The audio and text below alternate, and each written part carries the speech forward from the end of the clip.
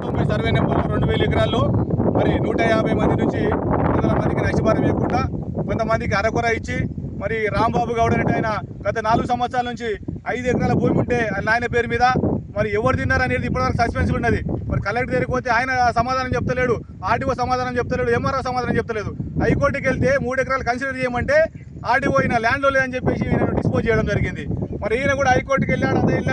మరి ఆయన కూడా కోర్టు పెండింగ్లో ఉన్నాక 5 ఎకరాల భూమి కబ్జా చేసి మరి అక్కడ గుడి చేసి ఫెన్సింగ్ వేసి అంతా చేసి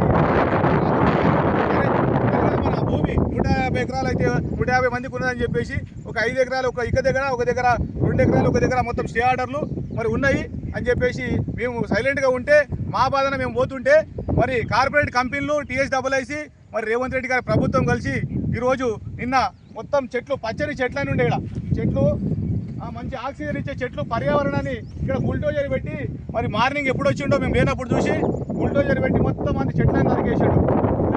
చెట్లను నరికేసి ఇక్కడ మొత్తం ఇక్కడ ఒక కంపెనీ పెద్ద కంపెనీ ఉంది, ట్రిపాయిల్ కంపెనీ. ఇక్కడ నుంచి క్లియర్గా కనిపిస్తుంది ఎంత పొల్యూషన్ వస్తుంది, ఎంత పొగ వస్తున్నది.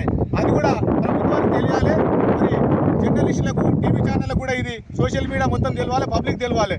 అది ఎంత పొగ వస్తున్నది కంటిన్యూగా. అది 5 నిమిషాలు వస్తుంది, 2 నిమిషాలు ఆగుతుంది.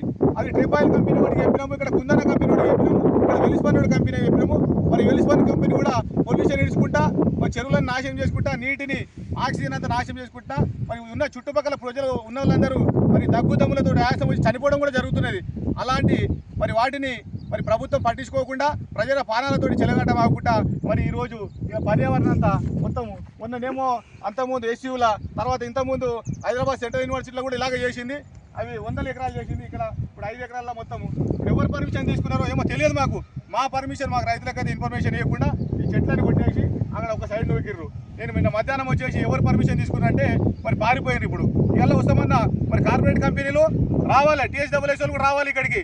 మీరు ఏదో ఒకటి తాడో పేడో తెలుసుకోండి. రైతులతోటి మీరు పెట్టుకుంటే మీ ప్రభుత్వాలు ఉండయి, మీ అధికారులు కూడా మరి ఉండరని చెప్పేసి మరి వార్నింగ్ ఇస్తున్నా, హెచ్చరిస్తున్నాం. మేము రేవంత్ రెడ్డి గారిని చివరికి ఒకటే కోరుతున్నాము, మాకు తొందరగా న్యాయం చేయండి, మా భూములు మాకు ఇవ్వండి. మీ డబ్బులు అవసరం లేదు, మేము డబ్బులు తీసుకోలేదు కాబట్టి మా భూములు మాకు ఇవ్వాలని చెప్పి మరి డిమాండ్ చేస్తున్నాము.